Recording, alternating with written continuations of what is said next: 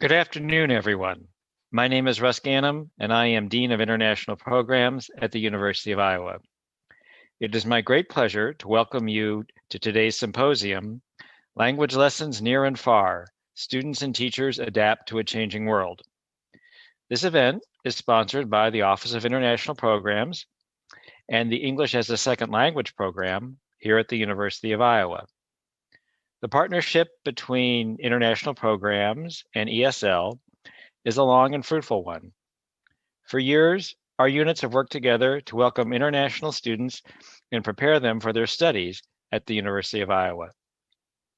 We have collaborated in both an administrative and an academic capacity, and today's symposium marks a new step in that cooperation.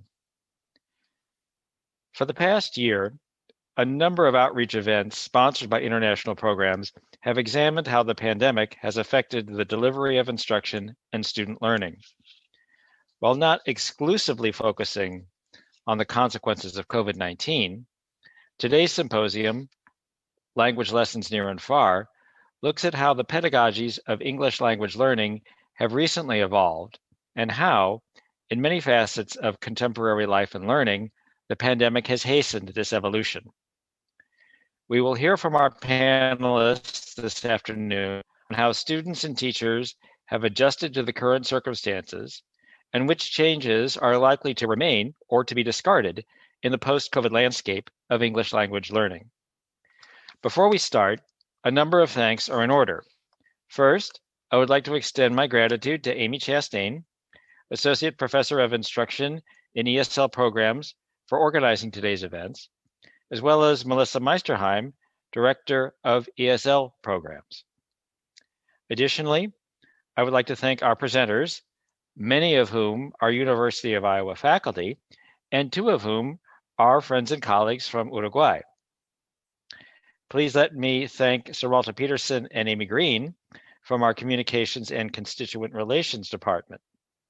Saralta and Amy are handling the technology for today's webinar and were very instrumental in organizing today's events. And with that, I will turn things over to my colleague, Samantha Brown. Please enjoy the symposium. Good afternoon, everyone. As Russ Gammon already said, my name is Samantha Brown, and I'm a lecturer in our English as a Second Language department here at the University of Iowa. And today I am going to be demonstrating a method to apply an interdisciplinary approach to aid students in learning a specific linguistic skill, as well as discussing what an interdisciplinary approach is and why it is needed for our students to succeed both in our classroom and in the communities that they interact with, as well as at our university. So to begin with, To begin with, I'd like to discuss what interdisciplinary research is.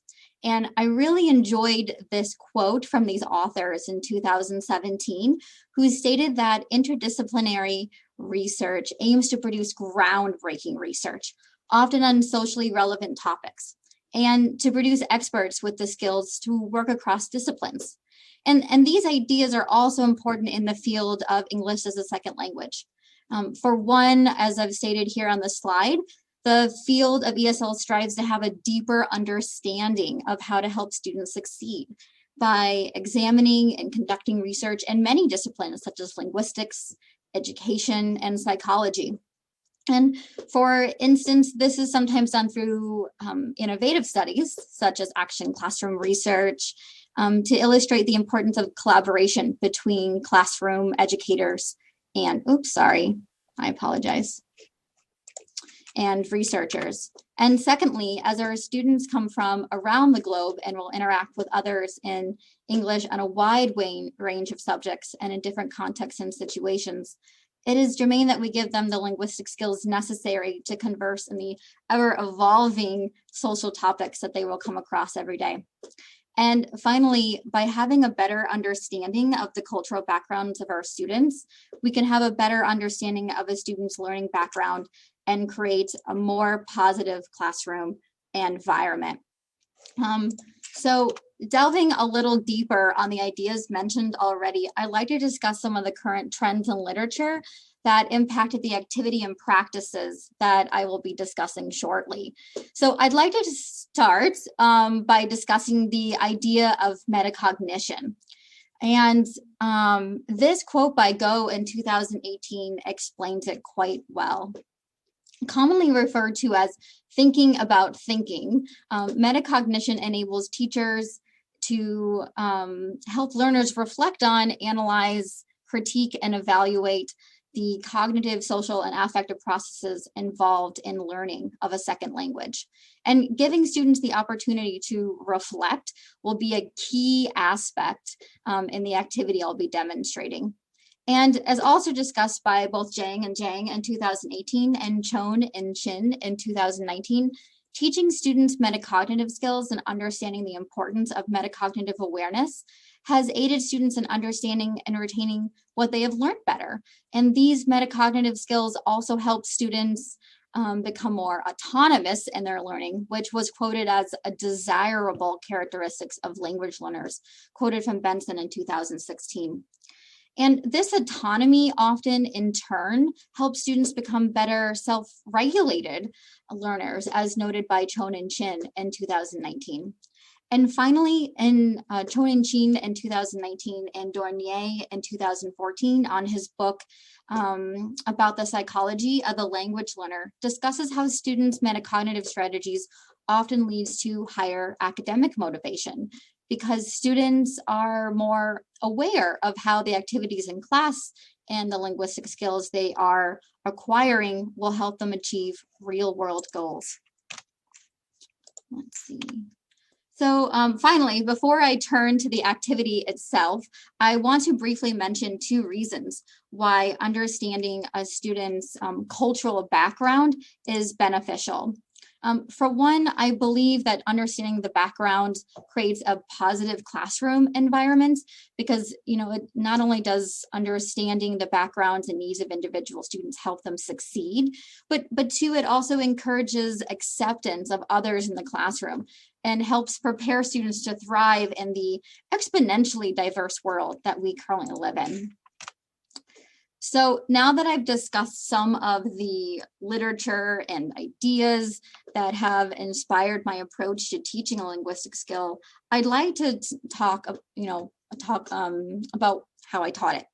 So to begin, the linguistic skill that was focused on were suprasegmentals. And this was a class project that took several class periods. And as you can see, suprasegmental features include stress, rhythm, and intonation. And I don't have time today to discuss how I eventually incorporated all three of these features.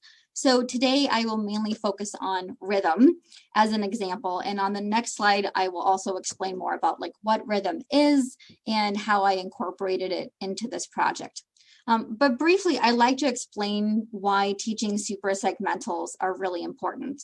So first of all, as noted on the slide, students who could produce good suprasegmentals could transfer their learning to spontaneous production more effectively than learners who received only segmental content. It also increases intelligibility and not native-like speech. And this is important, and I'll get to that why in a minute.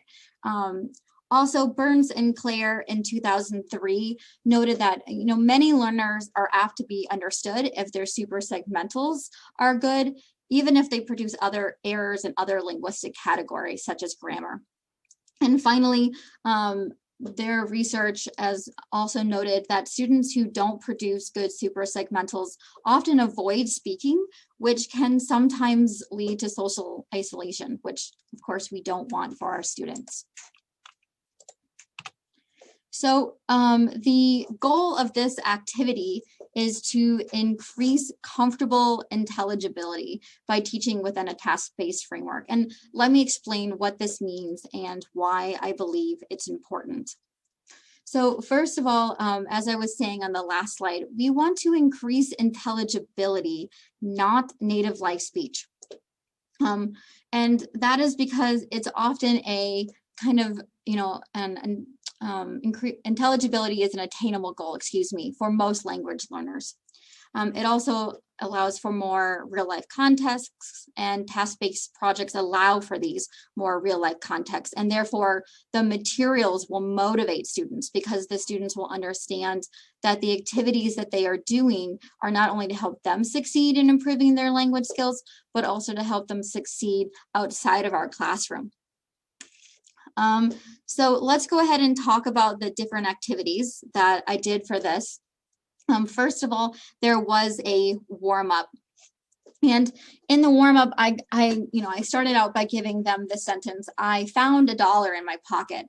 And we discussed how, again, talking about rhythm, what if we put the most stress on the word dollar? Of course, the listener would infer that the focus is on the amount found. Another example would be putting the most stress on the word pocket. And again, here is the focus. The focus is the location of the dollar. So we gave more sentences and we practiced them in small groups and large groups and as a class. And I also asked the students to try to come up with some of their own, and explaining that and talking about that and what super segmentals are took most of the first day of class and was a good warm up to kind of get students interested in wanting to learn this linguistic skill. So the first activity that we did, so activity 1, was listening to a famous speech by former President Barack Obama. And it was a speech thanking his wife, his cabinet, and stating all these really great positive remarks. And beforehand, students were given a transcript, and we went over the ideas and vocabulary so that they were able to focus on the super segmentals and not on trying to understand what they were hearing. And after listening to the sample 3 times, I put them into small groups and they sort of discussed what they heard and what they thought was stressed the most. And then we kind of went over that as a class. And so then the next activity, I'm sorry, I know I'm moving quickly, but the next activity was choosing an excerpt from choosing an excerpt from a famous speech. And so I gave them a couple of speeches to choose from, and then their students were kind of put into groups, and they were given the opportunity to work on this as homework and then come back the next day, depending upon which speech they chose, go into their little groups and talk about rhythm again, which words had the most stress, why was that important, and what meaning did it give? And then finally, students were given the opportunity to give an original speech, and the students were given a topic to present on based upon a topic that had already been discussed both in my communications class as well as their reading class. And all students were asked to present for about 3 to 4 minutes. And the main thing that, of course, was being graded was the super segmental feature that we had been discussing, which was rhythm. And as I reminded them before they gave their presentations, we're going for sounding like people and not robots. And students always kind of laugh at that. They understand that. And after the students gave their presentations, at least one classmate had to ask a follow-up question. And then the student presenting had to answer that question. And there was a rubric that I used along with some individualized feedback on, how students did and, and where they could improve as well. The pedagogical implications and practices. First of all, I showed an effective we talked about the effects and reasons, for teaching super segmentals. It helps students increase their own intelligibility in real life contexts, right? I demonstrated an effective method for teaching it. So students were given the opportunity to listen, to discuss, to explore a speech in class, and then they were able to explore speeches and a speech on their own and come back the next day and compare what they thought they heard to other students in their group as well. And these things, kind of activates their metacognition. And then they were able to take it a further step and were able to give a presentation on their own. And all of these things kind of provided techniques for students to further, again, their own awareness, understanding, and self-monitoring abilities when they're speaking in English. And finally, I would say the student feedback on this project was largely positive, and I'm happy in the Q&A portion to go into more detail on parts of this project if you're interested.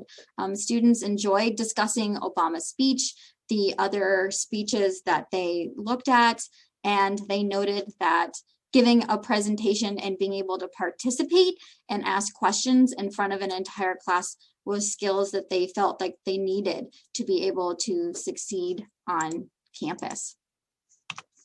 Thank you. Thank you, Samantha. And as Samantha alluded to, I do want to remind participants to put any questions for the sessions as we go in the Q&A box. And I want to welcome the rest of my panel that I'll be presenting with today. All right. And as Ben's pulling up the PowerPoints, I'll introduce myself. I am Amy Alice Chastain, an Associate Professor of Instruction here in ESL programs at the University of Iowa. And I'll let my panelists all introduce themselves. So, hello, my name is Melissa Meisterheim, and I'm the Director of ESL Programs and a colleague of Amy's. Hi, everyone. I'm Ben Hassman, and I'm Director of the Conversation Center down in the Rhetoric Department here at Iowa. Excited to talk with you today. And hello, my name is Sonja Mayrhofer, and I'm the Assistant Director of the Conversation Center, and I also teach in rhetoric, and I'm excited to be here. So, you may be wondering to yourself, what is the Conversation Center? So we are essentially a unit that supports informal and intercultural communication skills at the University of Iowa. We're a center that was co-founded by a group of undergraduates and rhetoric faculty who were craving greater interactions between domestic students and international students, and who saw that there were clear gaps in terms of the sort of relationships that they felt comfortable developing, and the way in which students were included on campus. And so each semester, the Conversation Center recruits approximately 30 confident English-speaking undergraduate students into a course that trains them as conversation partners, trains them in informal skills, intercultural communication skills, and then those students themselves host predominantly one-on-one appointments with conversation seekers from undergraduate students to grad students to scholars who are visiting here in town. The goal of this is to build both intercultural communication skills, but also to develop, to have a forum for developing these kinds of relationships on campus. And those appointments were sort of where we began. Sonja?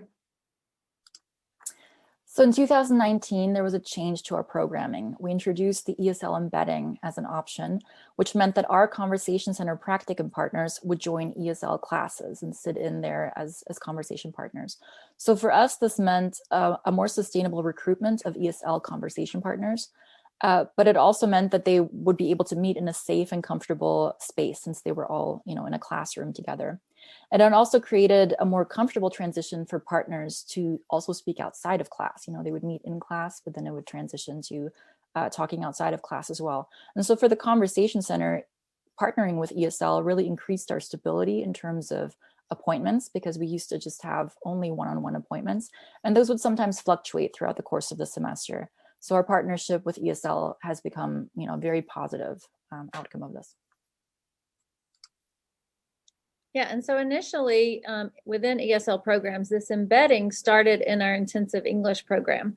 Within ESL programs, we have a few different programs.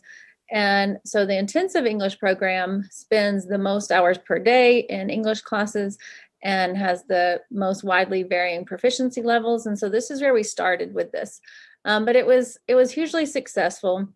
And so then we decided to look across all of our programs that had a communicative component. So whether it was a communication skills class, an oral skills class, or in some cases, a pronunciation and fluency class for our teaching assistant prep program for TAs that largely come from other countries and other L1, C1 backgrounds. And you can imagine how important this became over the last few years, as we've seen a huge change just in the climates that our students are coming into, and that our local students are experiencing as well. And so sociopolitical concerns, increasing nationalism and things like this, geopolitical relationships changing, tensions with even, visas and those kinds of things. And so our students were experiencing more and more incidences, of discomfort, sometimes, of direct, harmful comments and those kinds of things. And so to take those barriers away and bring them into the classroom, to have this one-on-one conversation with students who wanted to talk to them and experience this exchange has been really positive. Melissa? Or Ben? Yes, me first. From the Conversation Center perspective, it's been really rewarding as well. So we've seen a lot of this sense that these are conversations that a lot of students crave, that it's part of why they come to college, to get the experience of different ways to live, other viewpoints on the world, to broaden their horizons. And in terms of the Conversation Center students, a lot of one of the clear benefits is that cultural exposure that happens through that sort of like repeated embedding into ESL classrooms, where students get to talk 1-on-2 or 1-on-3 with students, sort of repeating throughout the semester. They get to know them, and they have this really nice sense, not just of learning about the sort of high-level descriptions of other cultures, but of the lived experience of another culture, which I think is a really, really fantastic piece for us. Our students also get really clear kind of like networking skills, right? One of the things that we want all college students to have as they go out into the work world is this sense that they can speak to anybody, no matter who sort of they're sitting across from, in job interviews or in grad school applications or whatever it is. And this sort of like dedicated practice to kind of one-on-one conversation really builds those kind of key networking skills. Our students are also kind of tickled to get to meet people who are currently living abroad. It's something that is that even in today's global world still fascinates them, and has the ability to really make the world seem like a smaller place, like a place that they can really engage with and be in. And from the Conversation Center perspective, that's been a really, really wonderful piece. And we've seen great things from the ESL side too, right, Melissa? Indeed. Yes, for us, the embedding in particular, but our entire partnership with the Conversation Center from the beginning has been extremely valuable. In terms of the embedding in particular, from a curricular standpoint, I mean, the students receive input from a variety of speakers, which helps with listening skills going forward. The students get to speak with a variety of people, which is great conversation practice as well. They get to take risks and try out new vocabulary or learn about cultural references that they might encounter throughout their days. From a sociolinguistic standpoint, it helps meet the needs of students who are abroad and can't immerse themselves in the language and culture simply by going to a coffee shop or chatting next to a person on a bus as they commute to campus. And in terms of their affective needs, it really helps. As Amy mentioned, our communities are going through some turbulent times right now, and students can feel uncomfortable, fearful, maybe unwelcome, and the embedding has provided a safe place to counteract that fear. It allows the students to not only push their individual linguistic boundaries, but also to share ideas in depth, more than maybe a small talk conversation on that bus ride I mentioned earlier could allow. And they really learn from each other. But you don't have to take my word for this. We do ask for reactions after every semester, and we get comments. And the comments from both instructors as well as students from both the Conversation Center and ESL just show how rewarding the experience has been for everyone involved. For ESL instructors, they saw an increase in confidence and in participation with their students. They really enjoyed seeing the students build relationships because they acknowledged that as instructors, they aren't their students' peers. And so the embedding allowed for a different dynamic. Instructors can be cultural informants. They can provide lots of opportunities for cross-cultural dialogue, but they aren't going to, that power difference is going to be a little bit different. And so to have peers within the class has been a great experience for them. They really appreciate having that different dynamic. And during the pandemic, ESL has noted that some students,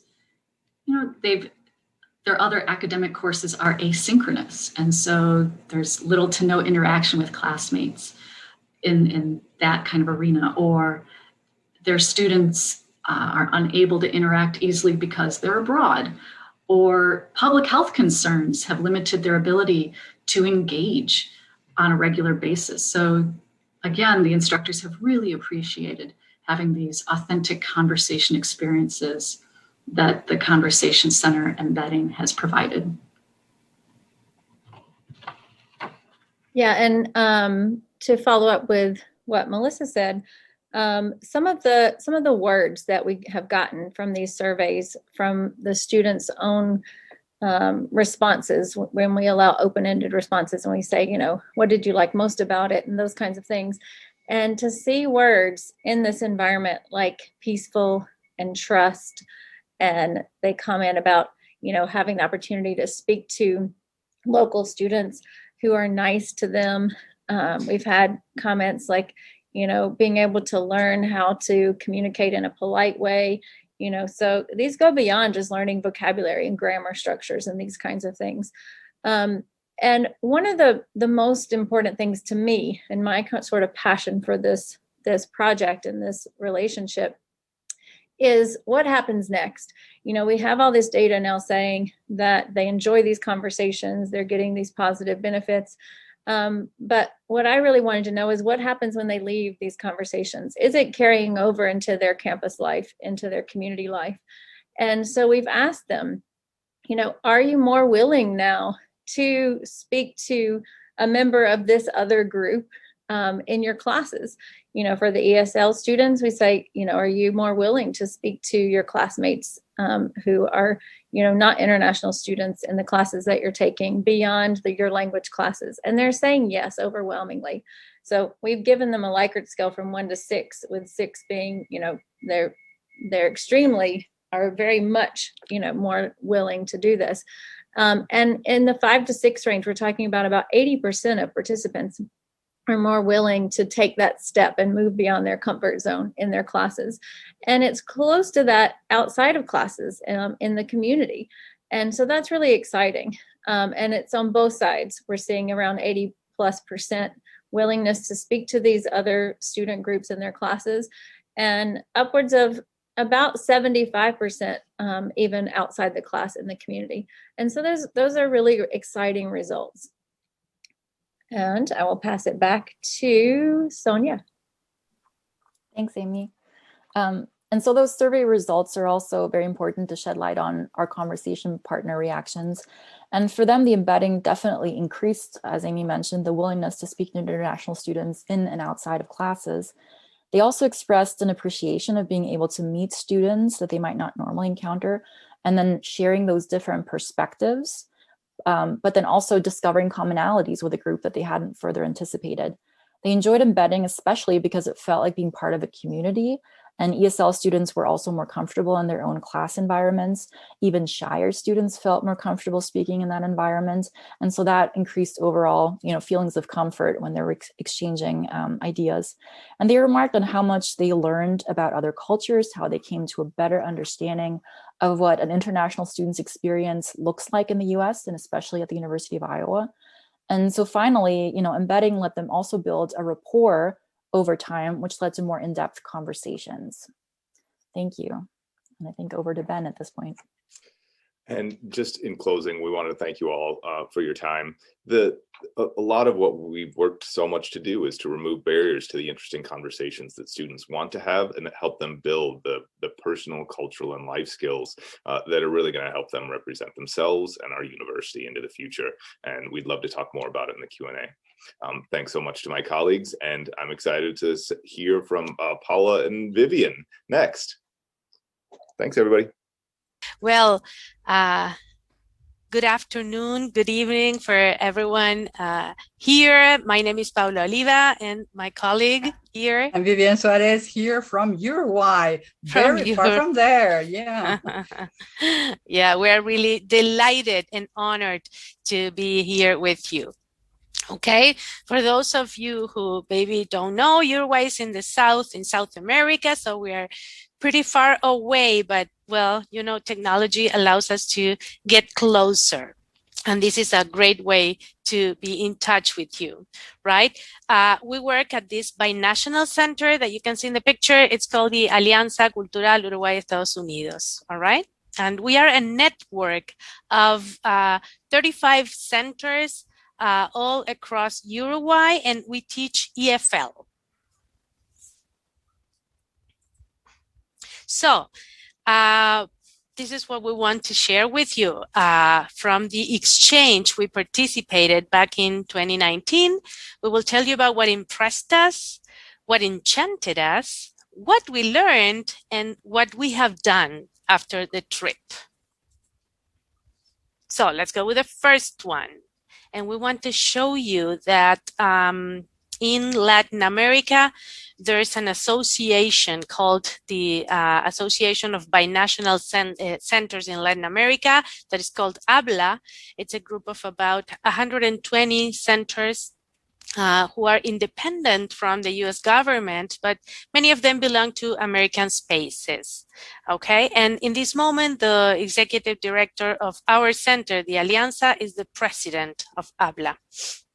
Back in 2018, the steering committee in ABLA thought about this exchange, faculty exchange, because they wanted directors, coordinators, and mentors from the binational centers to learn more about the US culture, the US education, and also leadership skills and innovation and 21st century learning. Well, in order to attend, we had to apply, and that's what Vivian and I did. And well, luckily we got selected to go. Together with us, there were members of different binational centers from Mexico down. There were 32 of us in all. So apart from being an experience of learning about the US culture, about education, about leadership, all right, we got to network and know more about the realities and context of the different binational centers in Latin America. Vivian, all to you. Okay, I don't see my slide here. Okay, I'm in charge of what enchanted us. What really enchanted us was, first of all, visiting the two places was amazing, Chicago and also Iowa. Chicago, such a big city that really impacted us with the tall buildings and with all the different places that we could visit and we sightseeing. And then arriving to Iowa, that what impressed us the most was the warm, hospitable, and helpful people we found there. You can see some pictures there. We have an auditorium. The auditorium was great visiting. It is very similar to one that we have here in Uruguay, but yours is more recent. Then we were there cheering for the Hawkeyes, because we had that opportunity. And then arriving to the university. Wow. The picture that you have there on the right, we saw something that caught our attention, walking by the campus, and we saw a student walking a snake. That we took that picture and said, "Oh, Paula, this cannot be happening." And that was so funny and amazing. And we spent most of our time in the Teacher Leader Center. And there we spent most of our days at the College of Education, and we had an amazing welcome. Teachers were so generous. They allowed us in their classes. We talked to different students. We had some technology lessons. I mean, it's a place, Iowa University is a place where you want to stay. You say, who wouldn't want to be here? Oh, Paula, this is amazing. Are we here? We were like so enthused, and our motivation raised there. And I mean, we learned a lot, and you have everything you need in that place. Okay, and there something happened. That is the big part of it. Paula, your turn. Sure. Okay, that's a picture of the Teacher Leader Oh, Center. yes. Yeah. Yes. Great. Can Let's you move show on a to little the bit next. of, can we go to the civic one? There was a treasurable moment. Yeah. Wow, the Council of International Visitors. There was where we met Amy Chastain and also Joe Butterfly. They prepared an amazing dinner to welcome us all. And we had that night with all of them where we could talk, we could exchange about our countries, about our history. They asked us, we asked them. We felt so welcome there. And even more, we had the opportunity to visit their homes, and they prepared a dinner for all of us, the 32 participants. We were divided into groups of 5, 6, according to each home. And there we went. And can you show the picture, Paula, that we have where you can see Paula there at Amy's home, and I was at the Hoppert's home with some of my partners, and Paula too there. This was something that we will always keep in our hearts. It was amazing because we learned a lot about the culture. Okay, now you, Paula, you continue with the other aspects. Okay, so we'll tell you a little bit more about what we learned. Next slide. So there were many institutions that we visited, many different contexts and realities from the United States that really helped us, that contributed to the project that we had to come up with when we came back home. All right, so we visited a college prep, an elementary school with a dual language program, community college, and a refugee for immigrants, and a center, for refugees and immigrants. And of course, as we said, we were dazzled by visiting the technology enhanced classroom. You have a wonderful, wonderful place there. We learned about Pear Deck, the Google Slides add-on that, of course, we brought back home and shared with our community, and many, many teachers are using it.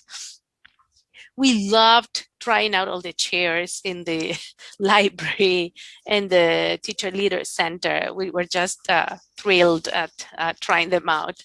And we saw your robot, of course. Well, something that was really a very important moment for us was learning about the seal of biliteracy, learning about how important it is for a person to be bilingual and to be recognized and awarded by it, okay? People are recognized very often for sports or the arts, right? So why not the fact of, awarding someone because they're bilingual? So that is something that really called their attention, and again, a very important ingredient for our project. We attended at the University of Iowa different presentations and panel discussions, one of them by Pamela, one or two by Pamela, who's here with us today.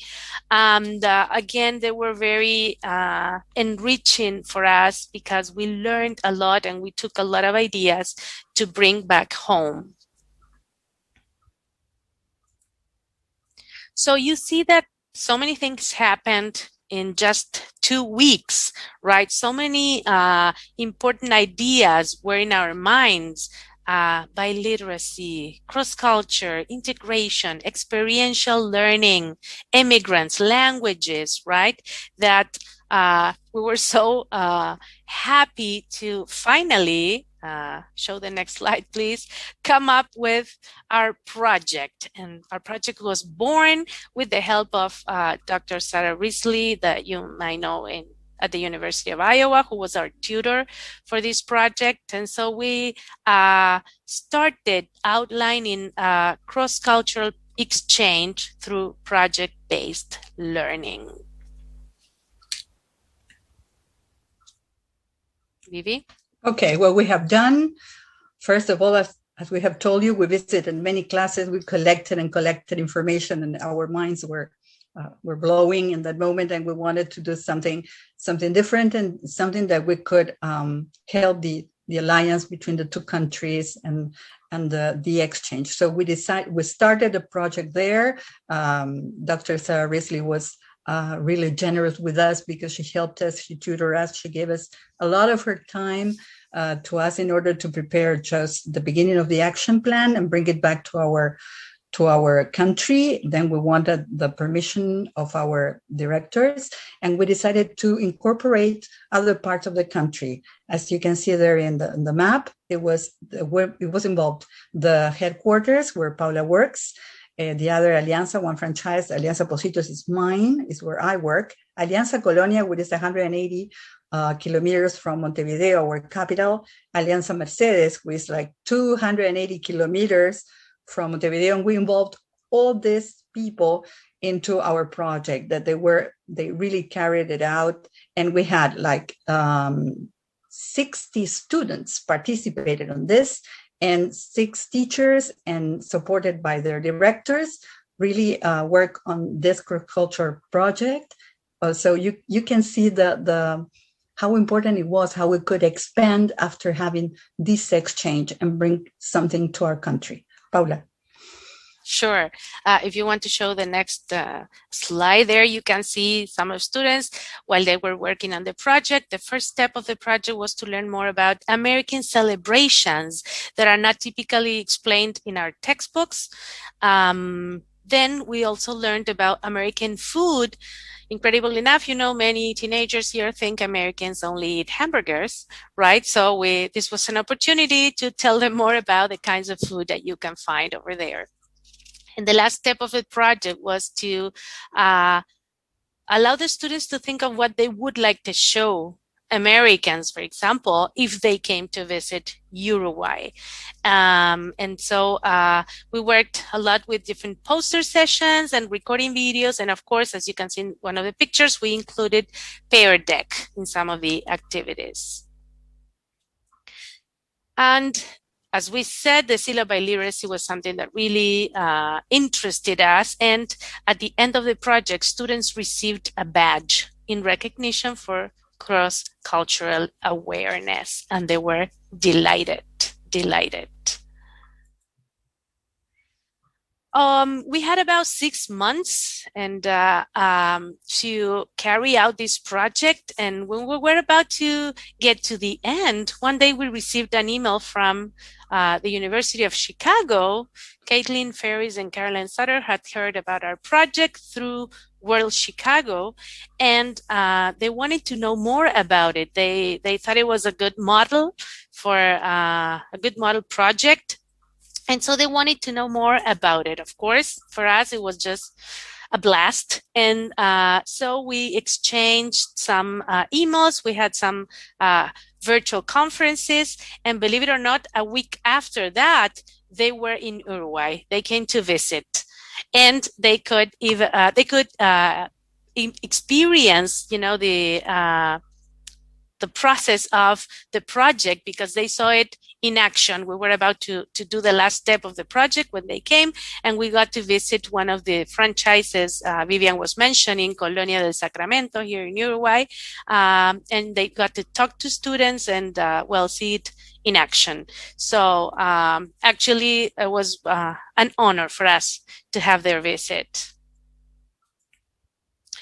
Finally, of course, we wrote our reports that were sent to the parties involved in this exchange, all right, that you can see in this list. And well, if anybody is interested in knowing more about it, we're more than willing to share what we have done. Okay. Vivi, all yours. Yes, to conclude, we're going to leave you with our message that is a reflection that we wrote after all this, because you could see the impact that being there was for the two of us. Each place we visited enriched our experience and contributed to open ourselves to new possibilities, and we did it. All we could do was thank the different schools, high schools, colleges, Iowa University, panelists, lecturers, and the amazing teachers, presenters, and directors that welcomed us, opening their doors and hearts. They shared their expertise with immeasurable generosity. Adding to all this, the support of the incredible, outstanding, inclusive Iowa community, eager to exchange its culture with all of us. We left with a strong feeling of the deep growth that was going on and that still continues. We found that the exchange promoted cooperation and significant improvement in all of us. We found new perceptions, new friendships, which help us revalue the most solid pillar of teaching and learning, connecting. Thank you. Thank you so much, Paula and Vivian. I invite you to keep your cameras on and invite the panelists from the previous two presentations to join us. We have some questions in the Q&A, and attendees, feel free to continue to type your questions there. So the first question that we have is for Samantha. How do you talked about in your presentation the goal to be, I don't remember the exact word, but to be understood and not to try to sound like a native speaker. And so how do you combat or counter when students have their own personal beliefs and goals to speak like a native speaker? Well, often I have a conversation with students on just the idea that, you know, it's not really important that you sound like a native speaker, because first of all, what is a native speaker? That's a really long discussion that I'm sure we can all have at a later point. But, you know, there's lots of people who are native speakers who come with very different accents, and myself included. And so I still work on some of those vowels. And Somebody could argue myself included. Exactly. So, you know, I think that's really important, is to think about, you know, I have that conversation with my students, you know, who is a native speaker? What does a native speaker sound like? And then I also have a conversation with students and just about, you know, the fact that, you know, it's most important, can you have a conversation with people, no matter what you're talking about, whether it's in, you know, your classes or outside of your classes. You know, what's most important is that you're comfortable and that you're understood. And, you know, if we can work on those goals, then, you know, you're making really good progress. And students can often within a semester see progress within, you know, this idea I have of comfortable intelligibility from beginning to end of semester. I often will make like videos of them at the beginning of the semester and compare it to how they are at the end. And, you know, usually they're blown away by how much they've improved just within a semester's time. Thank you. All right. Thank you. And this one will go to Ben and Sonja. We have a question from attendees. Were the conversation partners volunteers, or did they receive course credit or some other compensation? Great question. Thanks for that. The Conversation Center partners all get course credit. So they're all enrolled in a full 3-credit course that does both the training at the beginning, and then it's as part of the class that they both sort of host these one-on-one appointments that, at least right now, are all online, and do the ESL embedding to the sort of extent that it works for each individual student. There's a lot of variety in the class in terms of the sort of educational background and the linguistic backgrounds. we had one semester where a quarter of those 30 students were able to understand the native language of the Philippines, right? And that's a sort of shocking thing in a classroom at the University of Iowa. And so we have some of those kinds of pieces. But in answer to your question, like those students all receive course credit then for that kind of volunteer, that trained volunteer work that they do, and combine that with reflective work. So yeah. Thanks. Thank you. And for Paula and Vivian, you talked about your cross-cultural exchange project, and obviously you had the privilege to travel here and back again and kind of work in person with planning this. And you mentioned the University of Chicago colleagues that were able to travel there.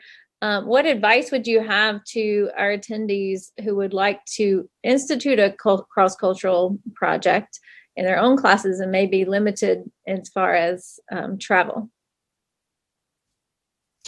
I would say go for it. All right. Fortunately, technology allows us to get to know about other places, right? And if you're working or teaching English as a foreign language or as a second language, well, you have access to lots of material and authentic materials that you can actually use to teach students about the culture. So there are lots of resources available for that. Planning, I would go for something very simple, right? To, make it a bit more complex as you started, but there's lots of meaningful things that students, will learn about the language and at the same time use the language, right? And that's the rich part about participated or be engaged in a cross-cultural project. And as we also said, connections is the word. So we have teachers that can also help us, directors, lecturers, people that helped us. And I'm sure that technology is a bridge, of course, for us to be in touch now. And I'm sure that everybody will help anyone who would like to carry something like this. And it's great when you see the impact of this in a country, and that expands and makes brotherhood. So that's something, better world, I would say, for all of us. Mm-hmm. And I think this is a follow-up question for Paula and Vivian, but I'm not sure. And so if it's not, if Mr. or Mrs. Marzani, Ajin Marzani, I'm not sure how to pronounce your name, I'm sorry. If it's not for Paula and Vivian, just type again and tell me, no, it wasn't for them. But the question is, what are the languages in those classes? I'm guessing in the classes for the cross-cultural exchange. Well, yeah, the mother tongue in Uruguay is Spanish. So actually all our students speak Spanish. So that's why they're learning English as a foreign language.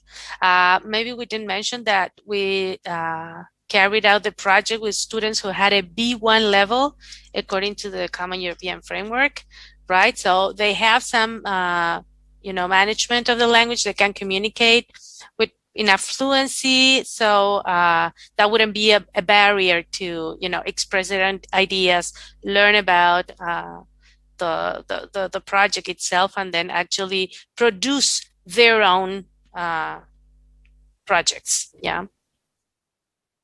All right, take a quick breath because we have another follow-up question for you. And that I think a lot of people will be interested in hearing about is, you mentioned the seal of biliteracy in your in your presentation.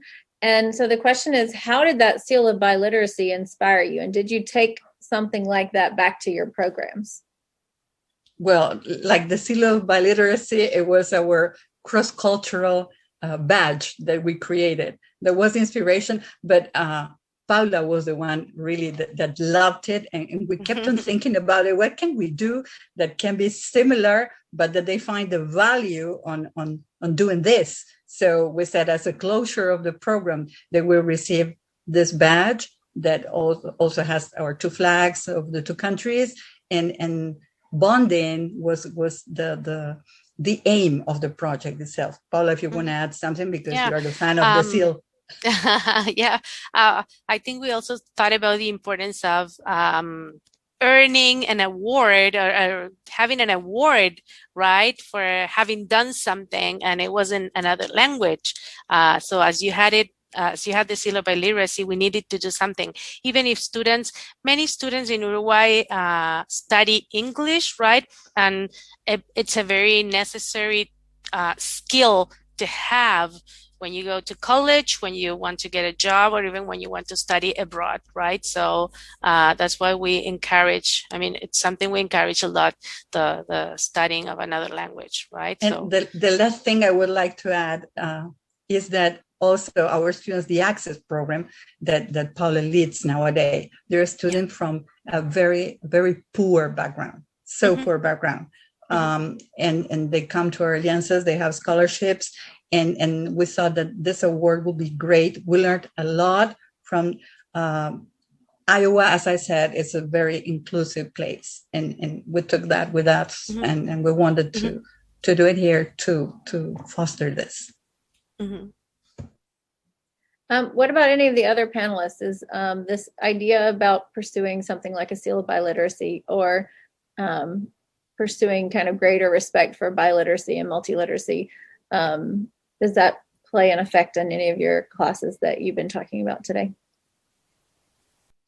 Well, we don't have specifically a seal of biliteracy, but I really love the idea, especially this notion that it's part of what brings people into those spaces. As you said, Vivian, those connections are so much of what opens those doors to learning, and learning that students can live after the class, right? Amy, when you mentioned earlier the importance of sort of like taking those skills from inside of the classroom and then out into the community, I think about that as, you know, that badge is such a wonderful thing that you can carry with you out, sort of like out into the community. This is part of that connection that I built, and those skills that I built, and it sounds really, really cool. I love the idea. Yeah, it's some questions that I've been asking of how do we get that seal at the university level, because a lot of the focus has been at K-12 level, but I would love to see it translated to the university level as well. And so it gives us all something to think about. And on that note, I want to say thank you for Paula and Sonja and Vivian and Ben and Melissa and Samantha for an amazing first session. And we're going to be moving into our second session. And it's interesting that we ended on a note of talking about K-12, because I believe that Dr. Pamela Wesley is going to take us a little bit further down the road of K-12 and language teaching in that context. And so I want to welcome Dr. Wesley, and as she kicks off our second session. Hi, everyone. I'm glad to be here. And yes, thank you. That's a great transition. So I really appreciate being set up like that. I'm assuming you can all see my slide and that you can all hear me. If you can't, somebody give me a signal. But otherwise, I'm going to forge ahead. So hi, everyone. I'm Pam Wesley. I am an associate professor of multilingual education. So I'm across the street from international programs in Linguist Center, which you saw some pictures of already today. And I wanted to, I was really happy to be able to join this group. Oops, sorry, let me just make sure I'm keeping an eye on my time. To be able to talk a little bit about both the international connections that we made with the ABLA group, and also bringing in some thoughts about K-12 world language education. You know, the international programs is something that promotes, you know, world and culture connection in many different spheres. And I like to also, I appreciate very much the fact that they bring that to Iowa, the state of Iowa, as well as the University of Iowa, and some of the work that I do in K-12 education. So if you're not familiar with that term, that means sort of elementary, middle school, and high school, or secondary education. So before university education. And I'm also talking about world language education, which is a problematic term. There's not a great word to refer to it. Sometimes we talk about foreign language education in the United States. You've heard the term English as a foreign language today already. But in the US, we're often talking about teaching languages other than English, although a lot of the same concerns, the same issues face world language education as well as English language education in the United States, not to mention a lot of programs that are multilingual, bilingual education programs, dual immersion. But I focus a little bit more in my work on K-12 world language education. So I'll be talking a little bit about that today. I want to acknowledge a graduate student in our program, Karen Barkowska-Scoring, who worked with me on some of the work. I'll actually be talking a little bit more about the Seal of Biliteracy. And so some of the slides that I'll be showing was work that I developed with her. And also I'll be mentioning a few other colleagues too as I go ahead. But I'm really excited to be part of this group. This is I feel like this set of presentations shows a lot of the different diversity of how we look at language education, culture, intercultural competence, that there's just so many different ways we can look at it. Here's another picture of the April 2019 group. You can maybe see our other presenters in here if you look closely, but you can see we're in the basement of Lindquist Center here. And my two colleagues, Will Coghill-Behrens and Dave Johnson, are standing with me. This was right after we did a panel. I know Dr. Leah Plackens was also on the panel, but she had to leave early that day. But I want to acknowledge them and thank them because we had a great time being on this panel, talking about the different ways that we teach language in the United States, and making connections with this group. And so as the international partners who already presented today, as they mentioned, they did a couple different sessions with us. This was the faculty panel, or after the faculty panel. They looked pretty happy, so I don't think we bored them too much. But you never know. They would have been putting on a brave face. But then I also did a couple-hour workshop with them about innovation. So I'm going to be talking a little bit about that today because I think innovation is a useful lens that we can use to look at a lot of what we do and a lot of what we've been asked to do now in language education, particularly with COVID. And we've heard the word innovation a few times already today, to my delight.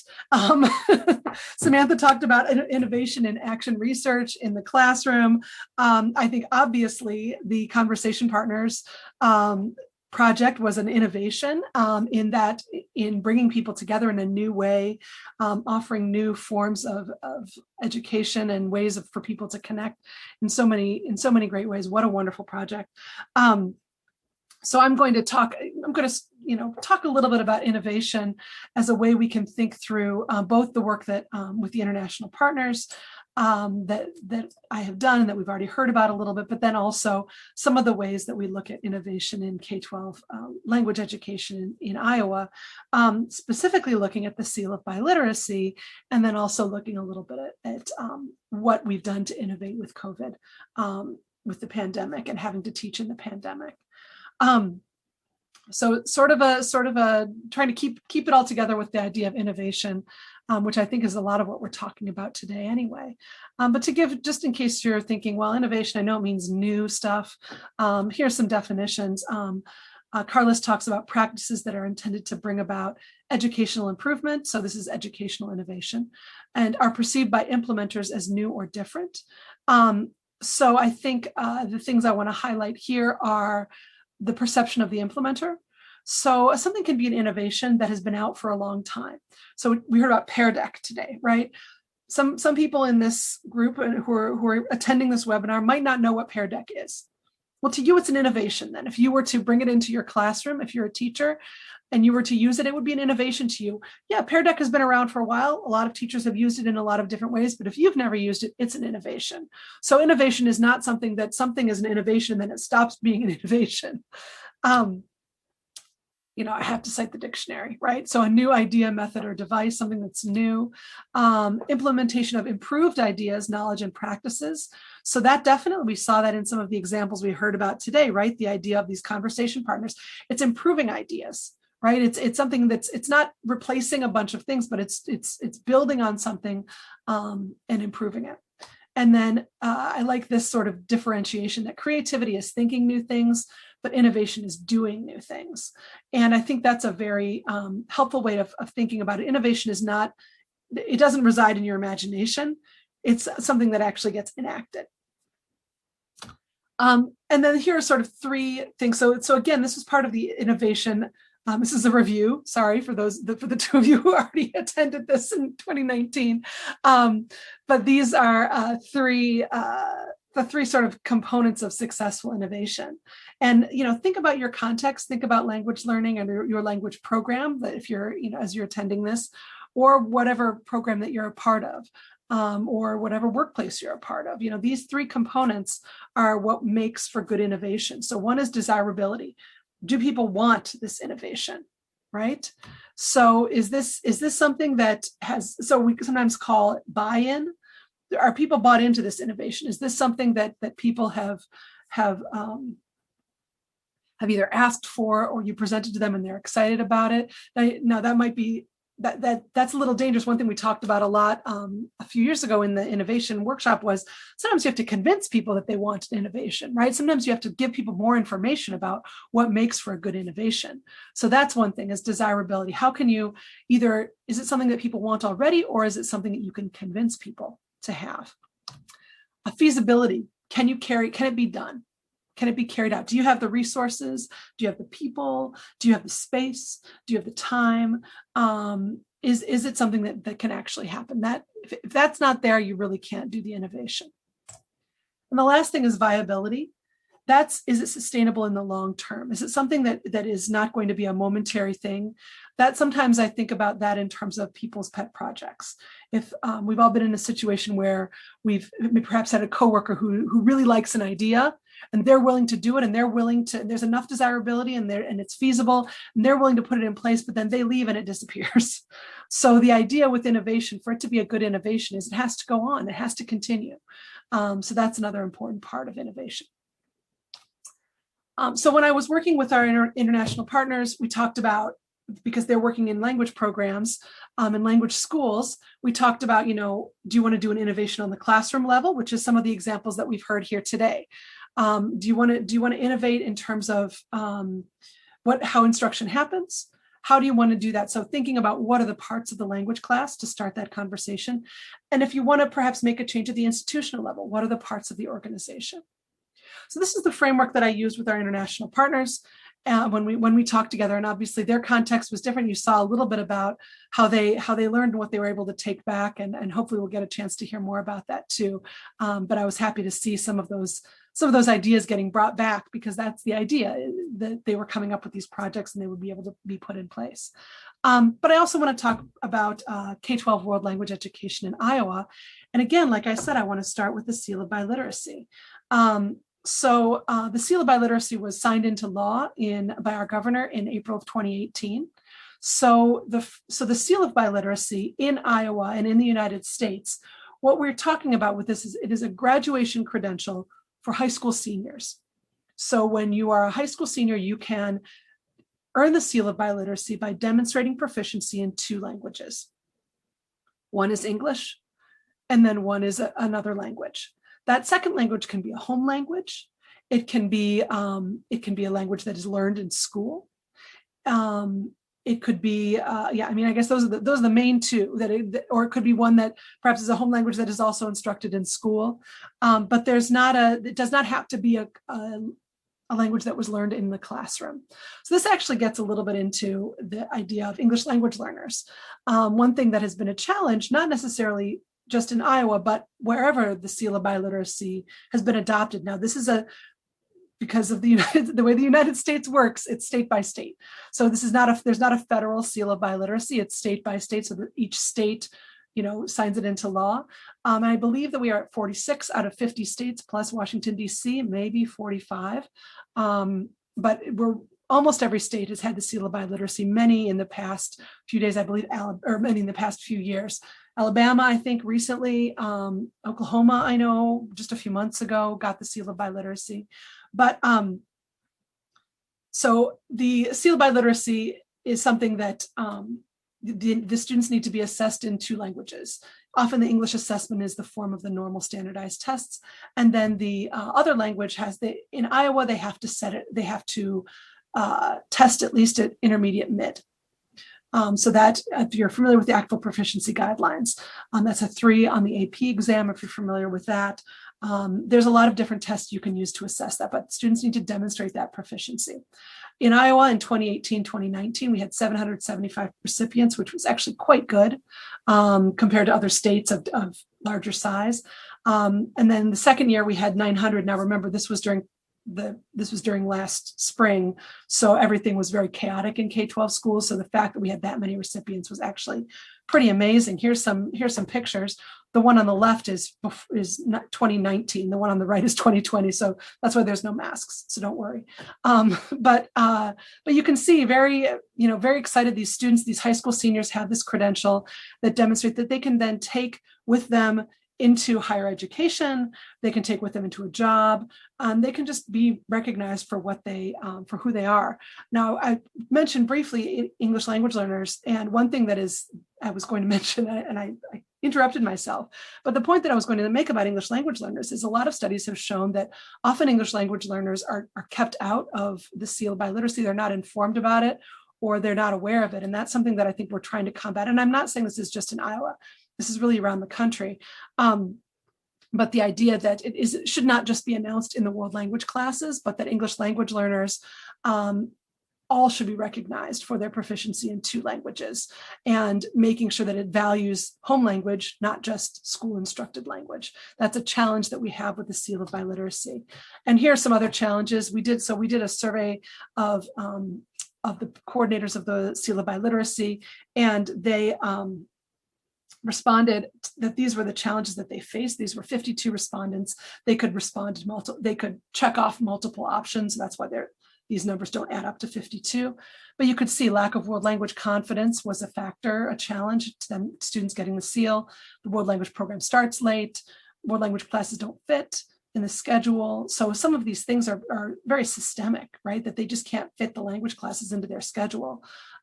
Cost of the tests, lack of information, which we're still working on at the state level, but it also needs to get disseminated to the local level.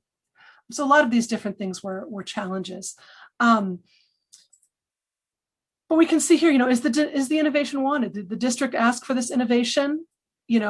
Yeah, if the district opted in, it was wanted. Now, did students and parents want it? You'd hope so. You'd hope that the district would have checked with them about that.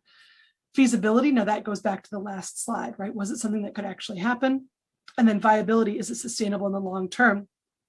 I think we're hoping, statewide that it will get enough traction. We're going to get enough pictures in the newspaper and in social media that people are going to still want to have that. One thing that I think is going back to desirability, making that K-12 university connection. One question I always get is, well, can the seal of biliteracy count for language credit at the university level? And that is not an easy question to answer, because universities are all different in Iowa. We don't have one centralized, organizing body, but it is something that I think that a lot of high schools do want. I only have about 30 more seconds, but I do want to just touch on COVID as being another area where K-12 teachers have had to innovate. And it has been a little different than the university level. I think that at the university level, there's definitely been challenges. We know that the study that is the bottom of the slide here, prior experience with online teaching, actually was shown to not prepare, teachers did not feel prepared because of that experience. The term emergency remote language teaching has been used in the literature about about what has happened to teachers. What's happened a lot at the K-12 level is teachers have had roomies and zoomies, meaning that they've had people in the room with them and also people zooming in. Even if the school is technically 100% in person, they've had students zooming in, and that's obviously very difficult. So you see a lot of resources like what's at the top of the page here, 20 plus low prep COVID friendly activities for language classrooms. And we're trying to encourage teachers to be okay with it and to still feel strong about being a teacher, even if we've had to have teaching roomies and zoomies at the same time. And I'm out of time, so I'm going to wrap up, but thank you very much. And I look forward to some questions after our next presenters, and I will pass it on to the next presenters. Thank you. Okay, hi, I'm Jamie Hall. I am an ESL teacher in the ESL programs at the University of Iowa. And today I'm going to kind of continue that topic of talking about our transition into teaching online and going beyond that, and also talking about the student feedback from some of those transitions and going from there. So first, I want to start a little bit with how our programs are structured. These were kind of referred to a little bit earlier, but I want to make sure everybody kind of understands how our programs are structured and how we have such a variety of students to accommodate. And so we have intensive English program, which is full-time students enrolled in skill-based classes. These are pre-university students taking non-credit bearing courses. Again, they are enrolled full-time in English classes. Next, we have ESL credit, which is matriculated university students who have tested into some ESL support classes based on an entrance exam that we give at the beginning of the semester. But these are credit-bearing classes, and they're skill-based. So they may test into one or multiple skills based on the entrance exam. We also have a transitional program, which is matriculated university students who didn't quite test high enough for the ESL credit program. So it serves as a step program and is non-credit bearing. And then we have another program that was mentioned earlier, our TA prep program. It's called our TAPE program, TA Preparation in English. And these are for matriculated graduate students who want to be TAs. And these are non-credit bearing 3 to 4 hours a week classes to help prepare them then for the communicative effectiveness that they will need as a teacher. So as a reminder of what we just discussed, in the spring, we did have an emergency transition to online only teaching, and we were at the university given a pause week. So the transition happened right before spring break, and we were given an additional week post spring break for extra prep and redesign, with the understanding that this emergency transition was more than just setting up our Zoom classrooms.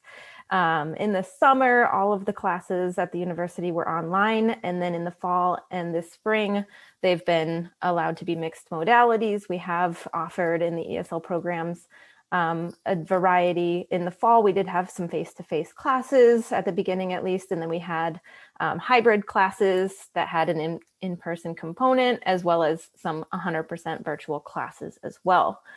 So in the spring, as was mentioned, we had a rapid emergency transition. There were a lot of resources available to teachers to help with that transition, to inform pedagogy. And so these are some of the resources that I had become familiar with. Panic-A-Gaji, for example, from National Public Radio. So a lot of different sources were thrown at us so that we could have some information about transitioning our classes to online. But what we had less of was these, we did have then also discussions within our departments about how to implement some of these things with our particular curriculum. But we do in the ESL programs have international students who have also unique experiences and unique needs and needed to accommodate them. And we needed to know also what their expectations and experiences and opinions of those adaptations after they were accomplished were. So some of the questions, or some of the answers to the first question, of course, our students some of them were abroad and wanted to come, and they needed to get visas. The new in-country students, if they were in the country, learning from in the country, their visa stipulated that they were required to have an in-person component to their classes. They couldn't be 100% virtual. And additionally, there were also international students who planned to go back home or to remain in their home country if they were already there, for example, at the beginning of fall semester. So ESL programs had to accommodate a lot of our students. And so to fulfill the visa requirements, for example, for the in-country students, we did offer some face-to-face and hybrid courses that did have an in-person component to achieve that, as well as offering for our IEP students who were only taking our English classes, we offered an in-person orientation for those students so they could have a class that had an in-person component. And then students in other countries, we did offer online only courses at normal times, but we also expanded our course offerings to very early morning classes, 7:30 a.m. classes, for example, as well as late evening courses, 6:30, 7:30, and 8 o'clock p.m. classes to accommodate those who are in other time zones that are 12 hours away, for example. Additionally, there were, of course, other barriers, having information on resources for physical and mental health. We provided the information on resources for learning and practice. So information on how to get hardware that they might need, or on-campus private space rental that they might need if they needed a secure and reliable internet connection and wanted to do work on campus. Self-help and troubleshooting resources such as Keep Learning at Iowa, making sure we posted those in visible places and reminded them of those, as well as reminding them of our learning opportunities and practice opportunities, such as the Conversation Center that was mentioned earlier, the Speaking Center, which is also through the Department of Rhetoric, and other university-sponsored events. So making sure on our icon sites or on our social media sites, posting these regularly so that the students were reminded of their access to these things, as well as continuing to provide our own social and cultural opportunities, such as IEP virtual social events. They have several that they've hosted so far: game nights, crafter Zoom, where they do crafts via Zoom, GeoGuessr competition, word of the week, things like that. So not just with their visa logistical needs, but also other barriers to their learning and cultural experience. But as we talked about, learning online versus online learning, those are not necessarily the same thing. Online teaching, teaching online, it's not just a matter of, okay, now I'm going to be teaching via Zoom. We had to do a lot of adjustments to our how we teach our courses and how we interact with our students. So we were able to provide accommodations to the international students with those logistical needs, but we wanted to know more about how the shift was handled. Did the students think that they, as well as the instructors, were prepared? Did the students find the resources that were provided to them helpful and sufficient? So we did give them all these resources. Were they able to use them? Were they sufficient?